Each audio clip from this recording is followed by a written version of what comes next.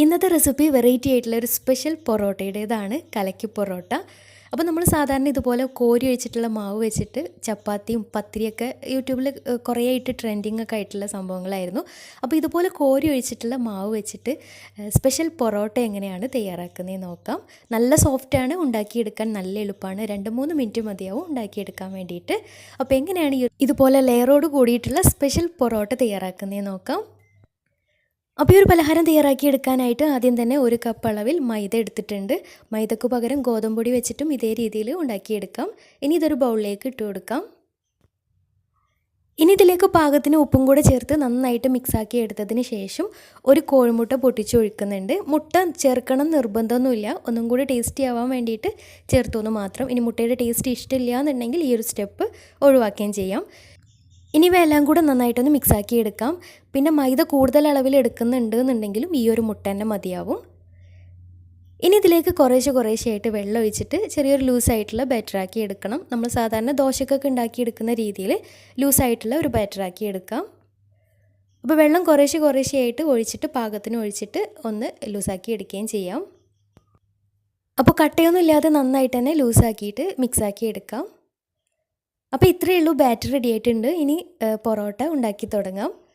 അപ്പോൾ അതിന് വേണ്ടിയിട്ട് ഞാനിപ്പോൾ ഇതുപോലെ ഒരു പൈപ്പിംഗ് ബാഗാണ് എടുത്തിട്ടുള്ളത്. പൈപ്പിംഗ് ബാഗ് കയ്യിലില്ല എന്നുണ്ടെങ്കിൽ നമ്മൾ സാധാരണ പാലൊക്കെ വാങ്ങിക്കുന്ന പാലിൻ്റെ കവറിൽ ഒഴിച്ചിട്ടോ ഉണ്ടാക്കിയെടുക്കാം. അല്ലെങ്കിൽ ഏതെങ്കിലും പ്ലാസ്റ്റിക്കിൻ്റെ ബോട്ടിലുണ്ടെങ്കിൽ അതിൻ്റെ അടപ്പിന് ചെറിയൊരു ഹോൾ ഇട്ടിട്ട് അങ്ങനെ ഉണ്ടാക്കിയെടുക്കാം.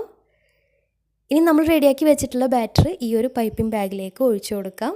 ഇനി ഒരു നോൺ സ്റ്റിക്കിൻ്റെ പാന് സ്റ്റൗവിൽ വെച്ചിട്ടുണ്ട്. നന്നായിട്ട് ചൂടായിട്ട് വരുമ്പോൾ അതിലേക്ക് കുറച്ച് നെയ്യൊന്ന് ബ്രഷ് ചെയ്ത് കൊടുക്കാം. എന്നിട്ട് പൈപ്പിംഗ് ബാഗിലേക്ക് ഒഴിച്ച് വെച്ചിട്ടുള്ള ബാറ്റർ അതിൻ്റെ എൻഡ് ഭാഗം ചെറിയൊരു കട്ട് ഇട്ട് കൊടുത്തിട്ടുണ്ട്. എന്നിട്ട് ഇതുപോലെ റൗണ്ടിൽ ഇതുപോലെ ചുറ്റിച്ച് കൊടുക്കാം. ഒരുപാട് കനത്തിൽ ചുറ്റിച്ച് കൊടുക്കരുത്, കുറച്ചൊരു കനം കുറച്ചിട്ട് ഇതുപോലെ റൗണ്ടായിട്ട് ചുറ്റിച്ചെടുക്കാം.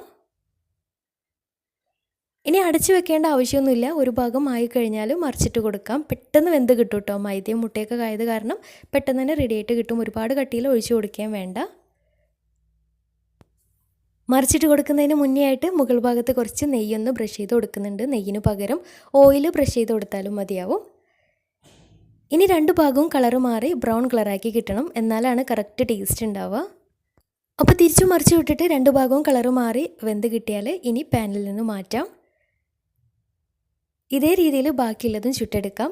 ഒന്നിച്ച് വെക്കുമ്പോൾ നല്ല പൊറോട്ടയുടെ പോലെ ലെയറായിട്ടുള്ള പൊറോട്ടയുടെ പോലെ കാണുമ്പോൾ ചെറുതായിട്ട് പൊറോട്ടയുടെ പോലെ തോന്നിക്കുകയും ചെയ്യും. പിന്നെ കറക്റ്റ് നമ്മുടെ പൊറോട്ടയുടെ ടേസ്റ്റൊന്നുമല്ല, എന്നാലും കുട്ടികളൊക്കെ പറ്റിക്കാൻ വേണ്ടിയിട്ട് നല്ല സോഫ്റ്റ് ഉണ്ട് കേട്ടോ, കഴിക്കാനും ടേസ്റ്റ് ഉണ്ട്.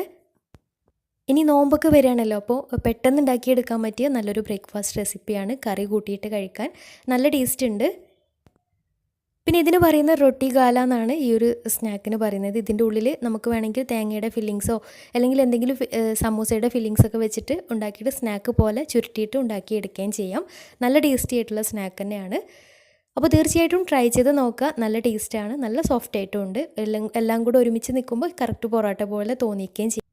അപ്പോൾ ട്രൈ ചെയ്ത് നോക്കുക. ട്രൈ ചെയ്തിട്ട് നിങ്ങളുടെ ഫീഡ്ബാക്ക്സ് താഴെ കമൻറ്റ് ബോക്സിൽ അറിയിക്കാൻ മറക്കരുത്.